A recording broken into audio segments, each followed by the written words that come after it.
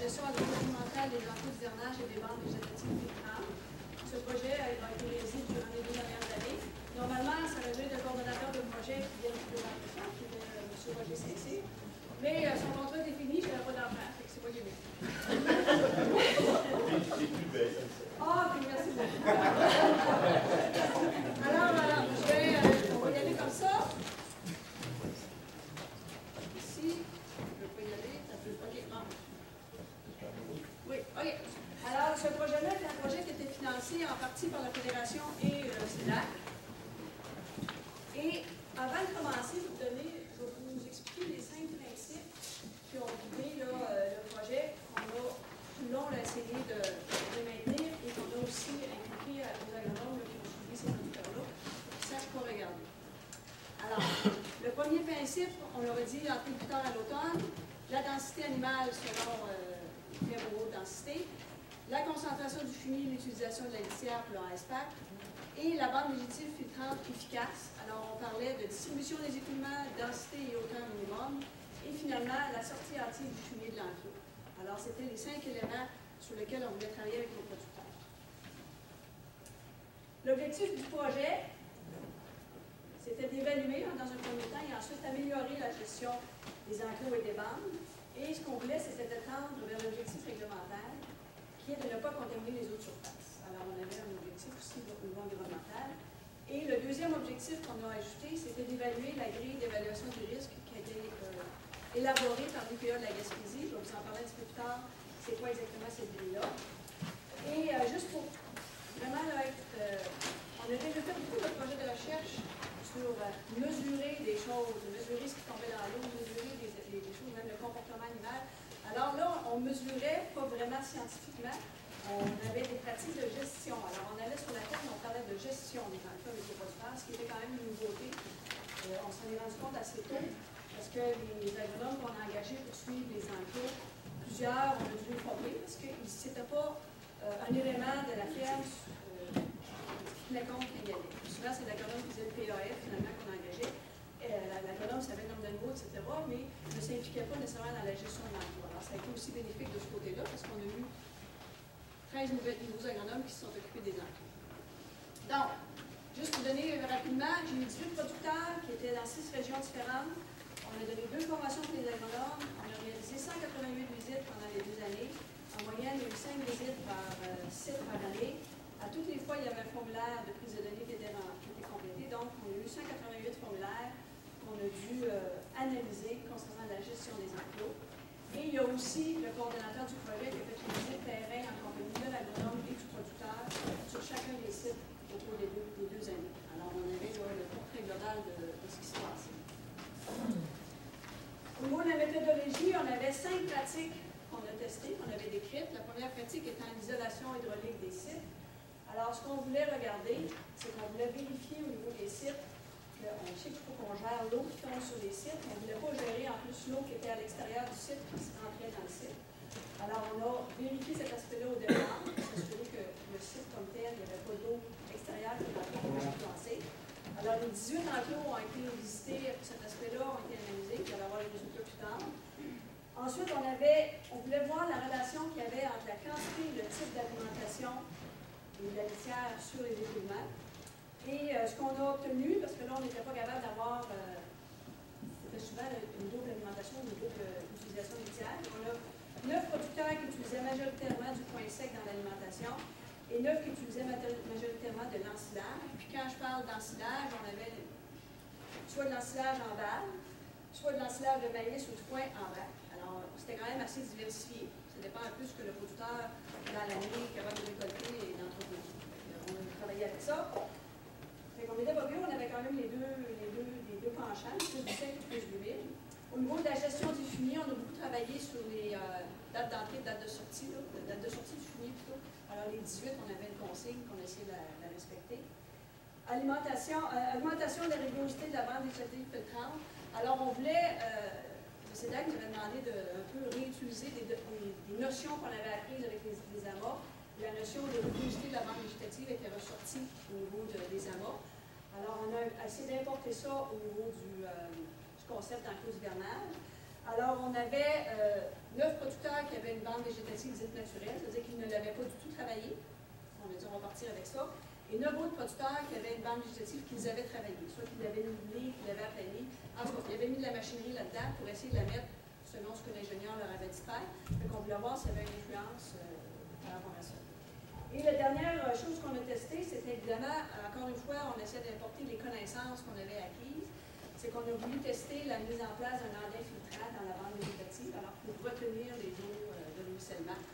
Et on a 6 producteurs qui ont eu un andin filtrant, vous allez voir certaines photos, et 12 producteurs qui n'ont pas mis d'andin filtrant. Alors, l'andin filtrant n'était pas, je ne pouvais pas obliger le producteur à en mettre, parce que c'était pas nécessairement compris dans son plan, mais l'agronome qui suivait le producteur évaluait le risque et proposait des aménagements pour réduire le risque, et c'est comme ça que nos 6 sont arrivés. Les 6, étaient-tu dans la naturelle ou dans l'hybride?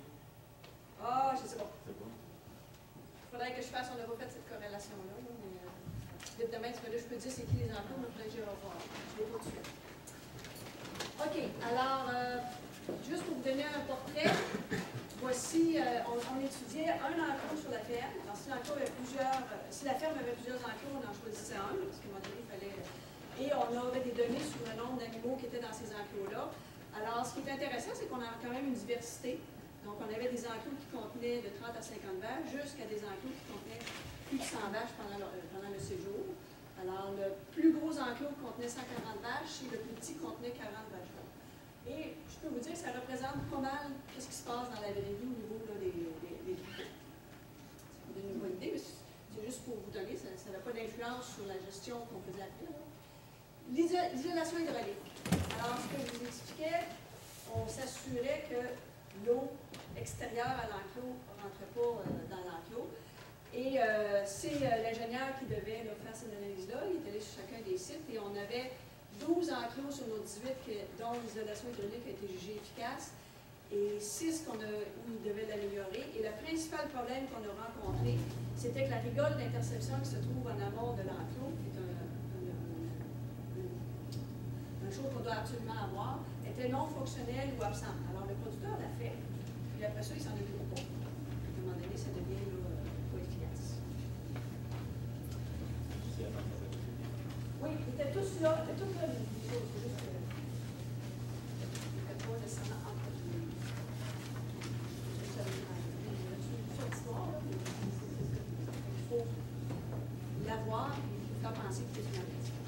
Au niveau de la gestion des filiers, alors vous avez ici ce qu'on avait pris comme, on a pris comme des périodes. Alors, la première année qu'on est rentré, on lui a demandé quand est-ce que le filier est sorti, la deuxième année, la troisième année. Et ce qu'on souhaitait, c'est qu'ils nous sortent le fumier le plus tôt possible. On avait comme, évidemment, dans le guide, c'est marqué 1er août, nous, on visait le mois de juin. Et ce qui est intéressant dans ce tableau-là, c'est qu'on peut voir que pendant les 3 périodes où on était sur les lieux, c'est qu'on a vu que les gens qui sortaient après le 1er août, leur fumier avait diminué. Et le principal bénéfice, c'est que les agronomes étaient là pour leur apprendre. C'est-à-dire, c'est plus tu sors vite, mieux après ça, tu peux gérer ton enclos. Parce qu'on sait que si l'enclos, il n'y a pas le temps d'avoir de la repose dedans, le sol n'est pas nécessairement adéquat pour recevoir des aliments. Ce qu'on s'est rendu compte, c'est que souvent, les producteurs, soit qu'il n'y avait pas d'équipement pour sortir le fumier rapidement, parce qu'au début, c'est mieux, ou à un moment donné, quand les foins commencent, ils n'ont plus de temps. Et puis, il n'y a pas une grosse slide si on veut faire, là, on avait mis le 1er août qui était la date qui était dans le guide, mais on avait insisté les gens à faire plus rapidement. On se rend compte que c'est en conflit avec d'autres tâches sur la ferme. Les bandes végétatives. Alors, ce qu'on a mesuré, on a mesuré les hauteurs, la régie, puis un peu la densité. Alors, ce qu'on retient de ce tableau-là, c'est qu'on a quand même un bon nombre de bandes végétatives qui se retrouvent dans la portion de 10 cm et plus. Et même, là, il y a la moitié des sites où on l'étudie, c'est de 15 cm et plus, qui est la recommandation minimale à l'automne. En fait, souvent, ce qu'on disait, c'est faites pas la dernière fois, puis laissez-le là. Ça veut dire ça, c'est le plus facile à expliquer aux producteurs, ils mesurent rien, là, tu fais pas la... Fait que ça, c'était intéressant, on avait là, une constance là-dessus. L'autre chose qui nous a un peu étonnés, et qu'on a constaté, c'est qu'il y a eu la première année 12 et la deuxième année 11 bandes végétatives qui n'étaient pas tuées. Alors que la recommandation n'est peut-être pas dans ce sens-là. Bon, là, maintenant, on dit, bon, si les producteurs veulent pâturer, on a été imaginatif. C'est plus difficile de dire, fais pas ça, que fais-le bien, parce que si vous trouvez une utilité à faire ça, mais qu'on a essayé du pâturage sur moins de jours, ou les retirer à telle date, ou des choses comme ça. C'est pas nécessairement évident, puis je vous dirais que finalement, la recommandation va rester de ne pas les pâturer. C'est plus simple. Parce qu'une fois qu'ils sont là, tu les enlèves après 2 jours, qu'est-ce que ça, il y a toutes sortes d'affaires qui se passent qu'ils ne font pas. Oups, je vais juste revenir. Puis l'autre élément aussi qu'on a remarqué, c'est que les bandes végétatives qui à l'automne étaient très courtes, c'était toutes des bandes végétatives qui avaient des pâtures, qui avaient une corrélation directe. C'est-à-dire que le producteur, même si nous disait, je vais les mettre 2 jours, dans le fond, ça fait de la repos, ça fait, mais ils n'enlevaient pas les vaches. Finalement, au niveau de la densité, là, c'était très bien. Même, oui? Excuse, mais ça veut dire quand même qu'il y a beaucoup qui n'étaient pas tués, que la longueur quand même était convenable. Oui. Il y avait les 5, je pense. Toutes les fois qu'on a vu qu'il y avait vraiment en bas de 5 cm à l'automne, elles avaient toutes été pâturées. Celle-là, je vais pas dire toute la gamme, celle qui est en bas de 5 cm à l'automne. C'est-à-dire. Au niveau de la densité, ben, c'était bien, puis même on a, au niveau des agronomes, qui ont fait des recommandations au niveau de la fertilisation pour s'assurer que la bande végétative demeurait dense.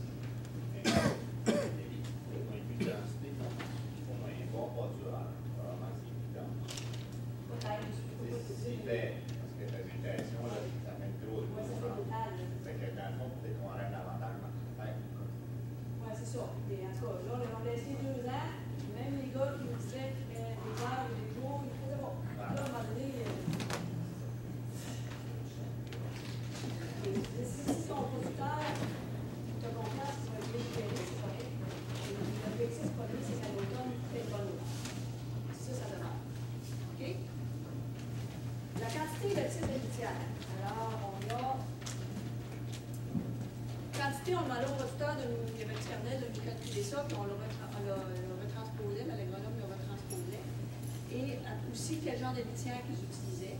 Alors, ce qui est intéressant peut-être de voir, c'est que dans la majorité des cas, les producteurs respectaient la recommandation. Alors, on avait entre 2 et 4 kilos de litière par vache-veau.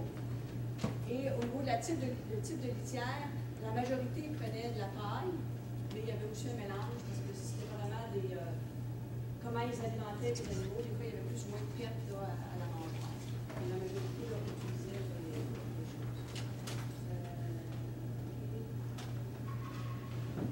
C'est un peu ça. Alors, vous reviendrez sur ce qu'on veut. Alors, la visite et les écoulements observés. Je vous ai dit qu'on avait fait 188 visites.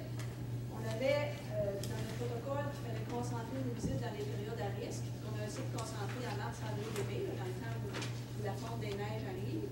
Alors, en 2010, il y a eu 60% des visites qui ont été effectuées de février à mai. Puis en 2011, bien, comme on avait des gens qui ne visitaient pas beaucoup après ou avant, on voulait savoir aussi après ou avant ce qui se passait. On leur a comme demandé d'y aller à tous les mois. En 2011, ils ont été plus réguliers, aller à tous les mois. Puis c'était plus facile à gérer avec le producteur. Ils disaient, tu vois ça tous les lundis du mois, ou des choses comme ça. C'était plus facile à gérer avec le producteur aussi. Mais on leur demandait quand même, si arrivé au mois de mars et avril, d'être à la guet de la météo et de retourner s'il y avait des domaines de risque. Alors, vous avez ici des observations des climats, qui sont sous forme de tableau. Alors, vous avez ce qu'il faut retenir de ce tableau-là. Alors, c'est que pour l'an 1, sur les 86 visites, il y en a 64 où l'agronome n'a pas observé l'écoulement qui partait de l'enclos vers la bande végétative. De même, 71 en l'an 2002. Et ensuite de ça, vous avez l'autre ligne qui est importante, c'est les écoulements observés de l'enclos vers la bande. Alors, ça sortait de l'enclos.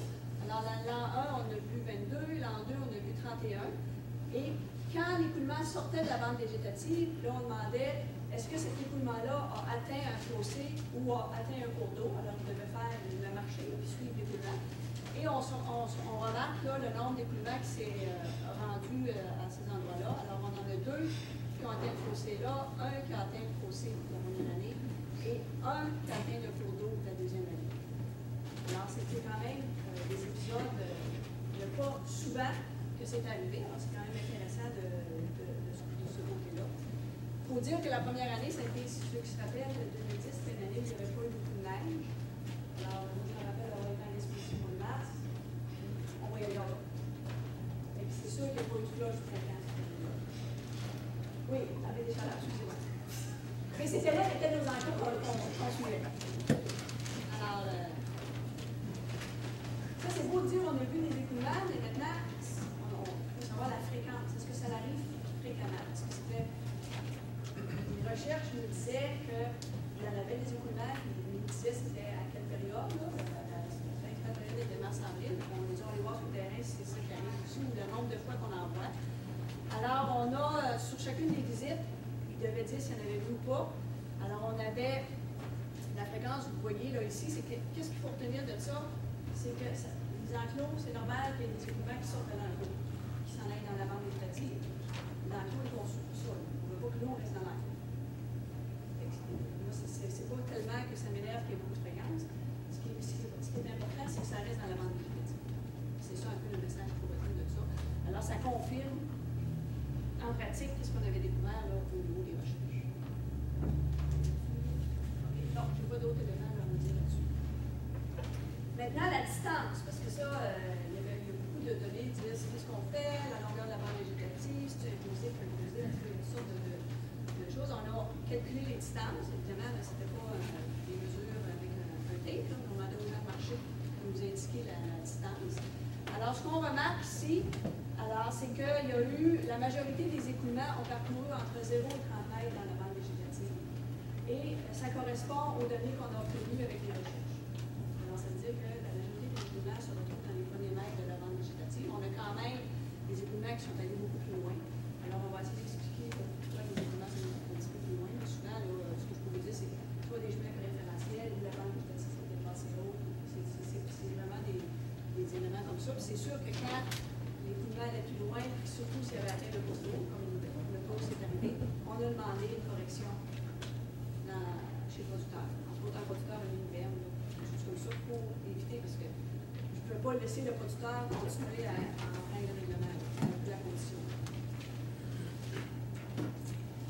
Fait que le rond rouge vous demande que c'était de 0 à 30 mètres qui était les distances. Oui? Est-ce que vous avez trouvé une corrélation avec ceux qui ont été plus loin? Il y avait une corrélation avec la texture de sol, des sols argileux, des fois, il y a des on n'a pas fait cette corrélation-là. J'ai quelques. On ne l'a pas fait avec cette dimension-là, on l'a fait parce que c'était pas dans le protocole au départ. C'est la pente. Les relations. Alors, la relation entre le type d'aliment et les écoulements, c'est notre première hypothèse de départ. Alors, les résultats que nous, on a obtenus, on n'est pas capable de faire de relation directe. Sauf que ce qu'on a observé, c'est que les pertes à l'avant-mois étaient définitivement plus faibles avec l'ensilage. Mon Dieu. On s'y attendait comme et que dans ces cas-là, il a fallu des postures de plus judiciaires. Le type de mangeoire, parce que là, c'est une année-là, on leur avait demandé ça, on a pu faire une analyse un petit peu. Quand le producteur utilise une mangeoire en dinde, ça veut dire qu'il fait un andin dans son enclos et les animaux ont accès à l'andin. On se rend compte que c'est difficile de faire l'ice pack, de faire le monticule gelé comme il faut, ou au printemps, va dégeler plus tard et il va faire en sorte que les écoulements ne seront pas en même temps que la fonte. C'est ça. Et pour ceux qui utilisent une mangeoire cerceau, ben là, ce qu'on a constaté, c'est qu'ils ont tendance à les déplacer dans l'enclos, ils se promènent avec leur mangeoire dans l'enclos. Et il y a des pertes aussi. Et finalement, le ice pack est beaucoup plus performant dans ces enclos. C'est quand même intéressant, cet aspect-là. La relation à la quantité litière et les écoulements. Vous avez d'autres qui vont aller? Est-ce que vous en a un? Oui. Mais c'est sûr que si le producteur rentre dans l'enclos, il fait son andin, les choses sont en vrac ou en balle, il l'installe là pour nous. Oh, il y a ça aussi. Moi, dans le cas où le producteur a fait ça, c'était l'andin de jouer en même temps. Ça donnait comme ça. Moi, je n'aurais pas demandé de changer leur mission par rapport à ça. Mais effectivement, il y en a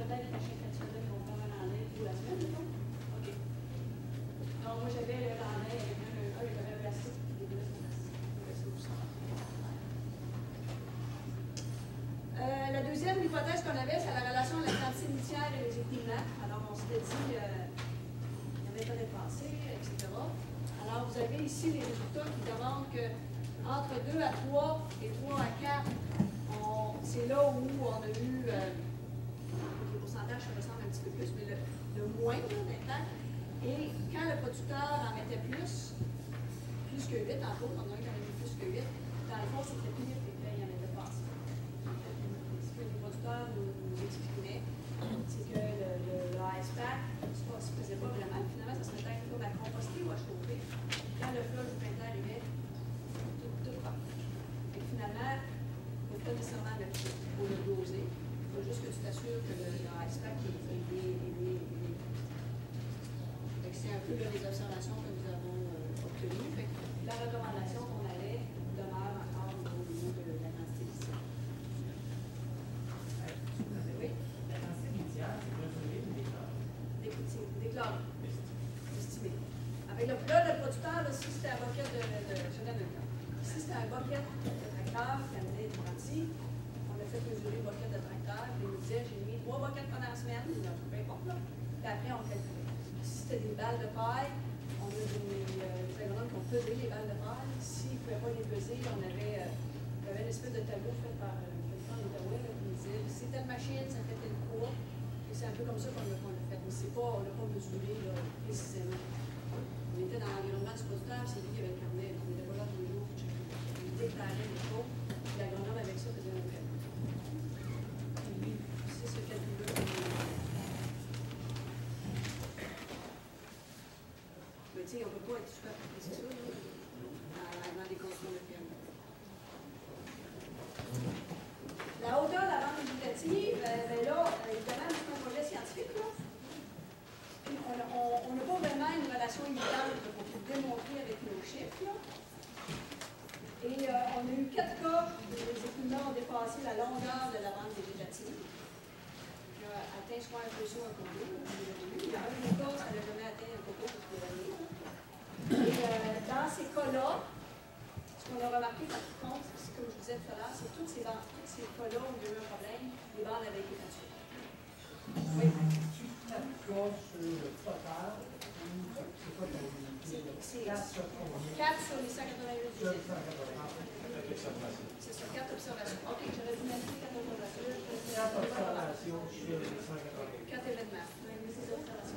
C'est ça. Puis ça revient à mon tableau tout à l'heure, mais en fait, tout à l'heure, j'avais vous dit qu'il y en avait 3. Là, il y avait eu c'est parce qu'il y en a une dans ceux-là, c'est même dans un cours d'eau à pousser parce que c'était un autre champ. Mais la seule affaire, on est capable de déceler de ces cas-là, de ces observations-là, c'est qu'on a fait un lien avec le fait qu'ils avaient tout été assurés, donc les bandes étaient très très rares à l'année. C'est pas super scientifique, mais c'est la relation qu'on a pu faire. Ces 4 cas-là peuvent-ils 4 termes différents? Oui. Je crois que oui. C'est 4 observations. Oui, c'est 4 observations, mais là, il faudrait que je vérifie. Parce que là, nous, là, on est en nombre de quantité d'observations, et c'est toutes les visites comprises. Il faudrait que j'aille vérifier si c'est référentiellement. Mais je crois que oui. Mais je ne suis pas sûre. La grille d'évaluation du risque. Alors, cette grille-là avait été financée par un autre projet CEDAC. Et l'idée qu'ils avaient derrière la tête, eux autres, c'était d'aller chez le producteur puis un peu évaluer le risque probable que son enclos pourrait avoir d'avoir des écoulements. Ou l'autre utilité qu'ils voyaient, c'était que c'est une grille où il y avait des critères indiqués dessus et on pouvait discuter avec le producteur par rapport au futur remplacement d'un enclos. Alors, il y avait comme deux façons d'utiliser cette grille-là. Nous, on l'a utilisé avec les agronomes en évaluant le site qu'ils avaient chez eux. Alors, ce qu'on a fait, c'est que l'agronome, on l'a formé, il a fait une évaluation du site. Le coordonnateur du projet, qui est ingénieur et agronome, parce que là, il y avait des compétences partagées, est allé aussi sur chacun des sites. Il a fait sa propre évaluation. Puis à la fin, ils ont mis les 2 évaluations ensemble, ils se sont parlé. Puis on a eu un résultat au niveau de l'évaluation. Alors, il y a comme 4 grands paramètres dans la grille, là, qui sont retenus. Alors, le premier qu'on regarde, c'est les facteurs géographiques, les ventes, etc. Ensuite, le site comme tel, on regarde la gestion du fumier et la gestion de la bande végétative. Alors, c'est des choses assez simples qu'on regarde avec le producteur ou qu'on mesure, dépendamment des critères dans la grille. Et Et là, la grille est faite, là, tu mets un pointage, puis ça fait rouge, vert et jaune. C'est très, très visuel. Fait que si tu tombes dans le rouge, ben, là, tu sais que c'est là que tu travailles. Si tu tombes dans le vert, ben, tu dis, bon, sur ce point-là, on ne s'attendra pas là-dessus. C'est un peu ça l'idée de la grille. C'est pas trop compliqué à utiliser. Alors, c'est facile là, de diriger notre producteur vers les éléments là, où il doit travailler plus. Alors, ce qu'on a fait pour chacun des enclos, on a évalué. Alors, ce qui est drôle, c'est que ça a donné le même, mais ce que je vous dis, ça a donné que 9 enclos dont le plan de cours on a fait tous les paramètres. On est arrivé à la fin de notre système de pointage. C'était jugé que le risque était faible. Alors, il était tout dans le risque global est faible, mettons vert. Et il y en a 9 que c'était jugé moyen. Alors, mettons la lumière jaune. Et il n'y en a aucun dans notre projet que le risque a été évalué global rouge. Et il y a eu 4 enclos. Il y a eu 4 grandes sections. Et parmi les sections, il y a d'autres paramètres, des sous-paramètres. Et on s'est rendu compte qu'il y avait 4 enclos, selon l'analyse de la grille, qu'il y avait une place où il y avait la lumière rouge qui serait allumée. Ce qui est intéressant, je vais vous les montrer.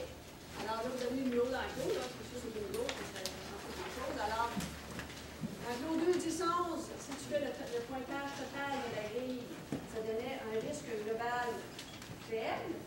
Et quand on arrivait à l'enclos 12, c'était un risque moyen. Et là, après ça, on a dit, OK, maintenant, on a mis le total sur chacun des sous-paramètres, qu'est-ce qui est arrivé. Alors, au niveau de l'enclos 2, on s'est rendu compte qu'il y avait le numéro au niveau de la gestion de la bande végétative, l'enclos 10, la gestion des fumiers, l'enclos 11, les facteurs géographiques, et l'enclos 12, le site. Mon Dieu, on a un dans chacun. C'était drôle, ça a donné comme ça.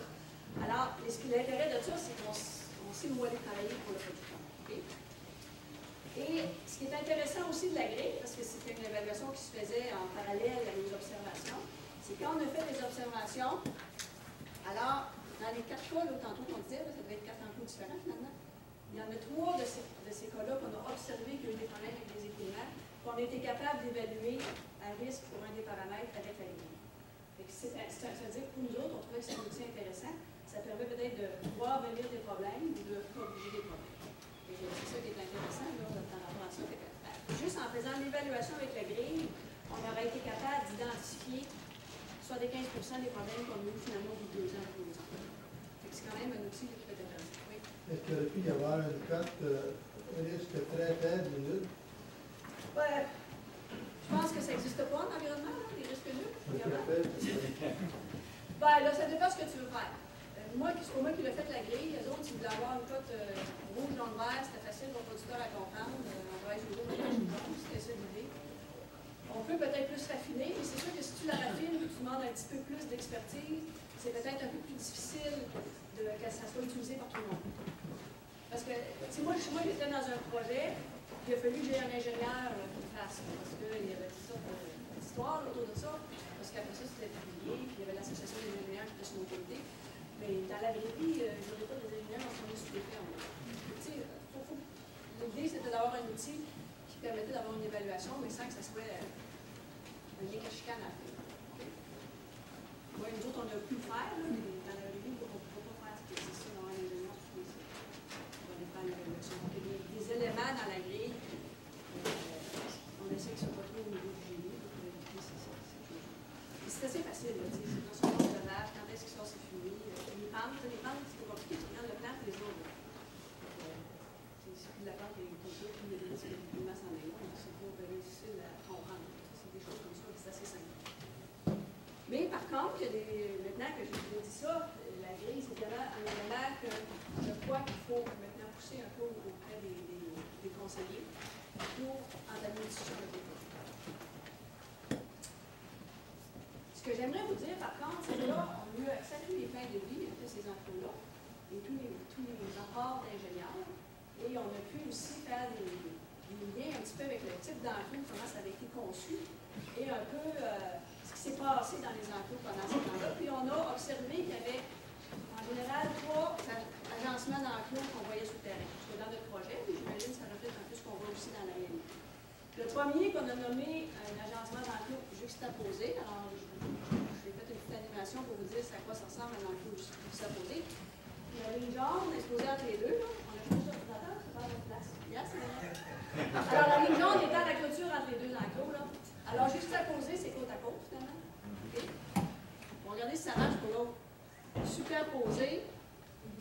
la même affaire. C'est un par-dessus l'autre. En estimant que la pente va comme ça, c'est que l'enclos haute densité au-dessus, on va appeler ça pour ça de l'enclos faible densité. Et les enclos séparés, je ne vais pas trop dire, c'est deux enclos complètement distincts.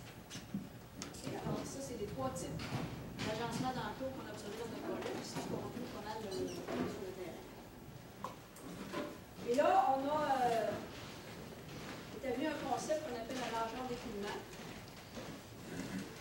Alors, c'est l'évaluation de la largeur de contact entre l'enclos, ou les enclos, et la bande végétative filtrante. En fait, on pourrait aussi dire une espèce de capacité théorique de distribution des écoulements. Alors, c'est un nouveau concept, puis on pense que ce concept-là devrait être une nouvelle façon de réfléchir à nos enclos. Et là, alors, je vous fais un petit dessin ici. Alors, vous avez l'écoulement, ça en vient. Là, ce qu'on mesure, là, c'est le contact ici. Là. Moi, je n'ai pas le contact.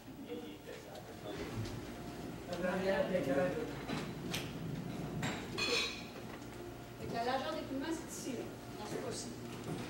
Okay, c'est ça qu'on mesure. Ça mesure assez bien avec le flanc. Okay. Et l'autre chose aussi qu'on s'est rendu compte, c'est qu'il faut considérer le nombre de côtés dans lesquels l'eau s'écoule. Exemple, on a des enclos qui sont faits sur un dos d'angle. Alors, vous avez là, un exemple que je vous fais ici. Si ce producteur-là a trois côtés de l'enclos par lesquels l'eau peut s'échapper, mettons. Alors, les surfaces de contact, c'est pas bon, mais tu viens, regarde, il y en avait juste une ici, maintenant, tu en as de trois côtés. Plus long, plus l'eau s'écoule. Okay, alors, le nombre de côtés et la largeur d'écoulement. C'est deux nouvelles versions qu'on a introduites. Et on s'est rendu compte, avec les résultats, qu'on avait une certaine relation, scientifique, entre la largeur d'écoulement, le nombre de côtés d'un enclos par rapport à son risque d'écoulement au cours d'eau. Donc, l'écoulement est plus loin. Oui? OK. Et évidemment, l'agencement des enclos aussi influence. Ce qui nous fait des signes en arrière.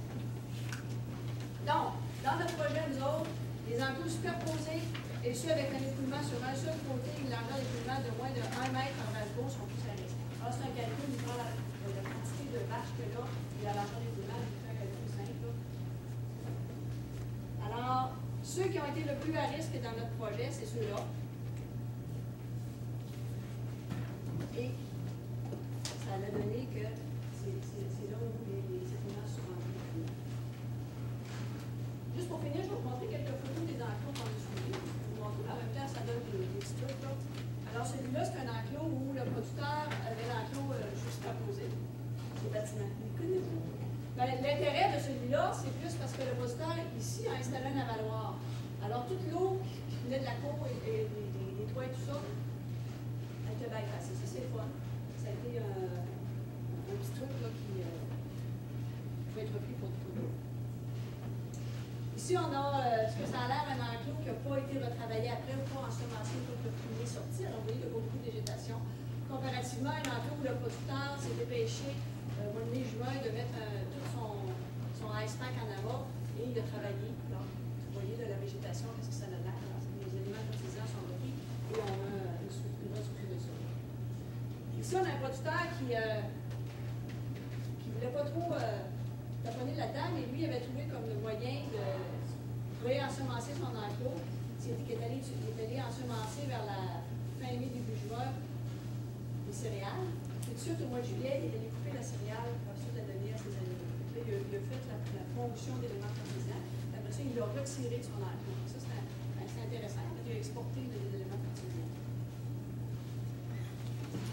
Vous avez ici un exemple d'un producteur à l'automne qui fait de l'inspection savane. Vous voyez le genou. Vous avez ici une bande végétative qui est dense au printemps. On a mis la main pour vous montrer. C'est pas clairsemé, c'est quand même bien ensemble. Vous avez ici un producteur qui était beaucoup dans la gestion des pâturages, sa bande végétative. Ce producteur-là avait fait piétiner sa bande dans les vaches, il les avait pâturées. Ce qu'on a remarqué, c'est que ça faisait plein de trous. Ça faisait comme plein de petits trous. Alors, il faisait piétiner pendant 2 jours, et après ça, il sortait ses animaux. Il faut vraiment qu'il les sorte. Puis ça, c'est une bande végétative à l'automne, justement, avec de la neige, ils vont dire moins de 5 cm. Donc, c'est sûrement très, très bon. Il n'y en avait pas. C'est pas la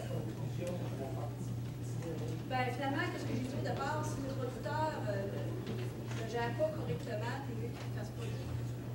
Parce qu'on s'est rendu compte de beau leur dire c'est 2 jours, c'est 3 jours, c'est 6 ou c'est 24 heures. Ou la clôture fait le plus basse. Il y a tout à faire que ça.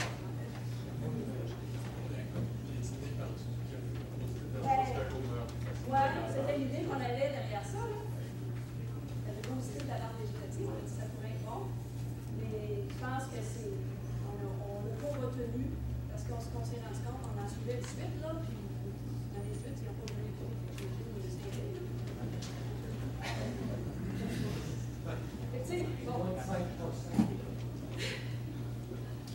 Alors ici, je vais vous donner un exemple d'une aire d'alimentation en dinde faite avec des balles. Alors ce producteur-là a mis des couteaux de métal et ça fait, ce qu'il fait, c'est qu'il peut mettre une ou 2 fois dans l'île. Il peut reculer sa clôture électrique et les animaux ont accès de chaque côté. Ici, vous avez un producteur qui, lui, a mis un infiltrant. Ce qu'il a fait, par contre, c'est même en jeu. Il l'a mis à l'intérieur de l'enclos. Il y avait du vieux foin chez eux, là, qu'on a tendu une butte avec ça. Et vous voyez, là, on voit un petit peu l'eau est retenue un peu en arrière. Quand j'ai une autre photo de l'autre côté, on voit ici. Ça, c'est le même enclos, là, au printemps. On voit que l'eau est retenue en arrière de sa butte de vieux foin. Puis lui, en plus, ce producteur-là avait mis une berme tout le long de son enclos, parce qu'il avait besoin de la protéger ici. Donc, on voit très bien que la berme fonctionne, puis ça aussi, ça fonctionne. En fait, l'eau a fini par passer au travers. C'était quand même.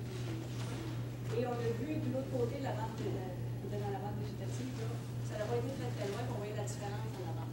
Et en haut, c'est un producteur qui, lui, a une berme dans sa bande végétative. Alors, l'enclos est en haut, là. Et la distance est plus dans la bande.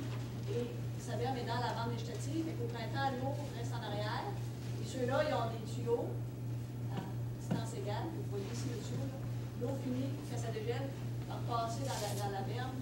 Se retrouver dans la bande végétative, qui retient l'eau quelques temps, jusqu'à ça. En haut, c'est un exemple de producteur qui utilisait un brisement portatif. Alors, dans ce cas-là, les producteurs souvent ouvrent leur aire d'alimentation et ouvrent un brisement. Alors qu'en bas, c'est un producteur qui avait opté plus pour un brisement fixe. Vous avez des exemples d'équipements.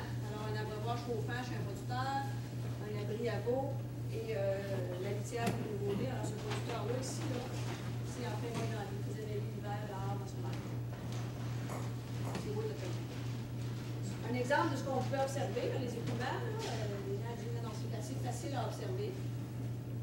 C'est dire, si vous êtes dans l'environnement toute la journée là, c'est sûr que vous allez le voir. Et ici, on a un exemple dans la bande végétative d'un producteur où il y avait une dépression qui s'était formée. Et qui s'était dans la sorte que toute l'eau prenait ce canal-là et s'en allait beaucoup plus loin. Et qu'il y avait du travail à faire. Vous avez un exemple en haut d'un producteur qui n'avait pas mis beaucoup de litière rendu au printemps, les vaches étaient pas dans le sale, ça calait. Et en bas, un producteur qui avait une surface non durcie pour son abreuvoir, le sol faisait en sorte que c'était rendu piscine. En plus, il devait voir l'accès, la difficulté à avoir accès à l'eau. Il restait davantage à ce que ça avait fait beaucoup de tout. Voilà.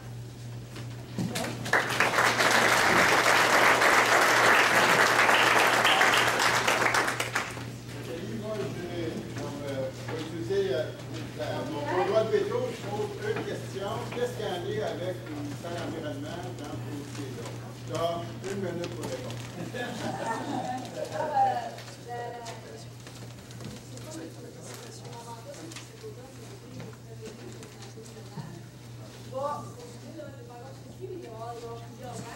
Un axe, c'est la diffusion d'informations.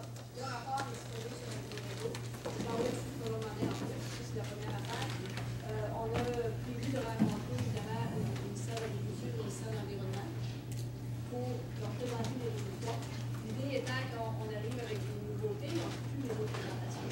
C'est pour relancer la discussion. Ils sont en processus, le ministère de l'Environnement actuellement, de simplifier la réglementation, mais c'est de la mode, hein, l'environnement. Alors, on pense qu'on est dans le bon timing, mais là, c'est un petit peu ça qu'on va faire, mais ça va durer possiblement beaucoup d'années, cette histoire-là. Ça, c'est l'axe plutôt politique. Au niveau pratique, au niveau des producteurs, ce qu'on a, on va faire à partir de l'hiver des formations aux producteurs sur les enclos.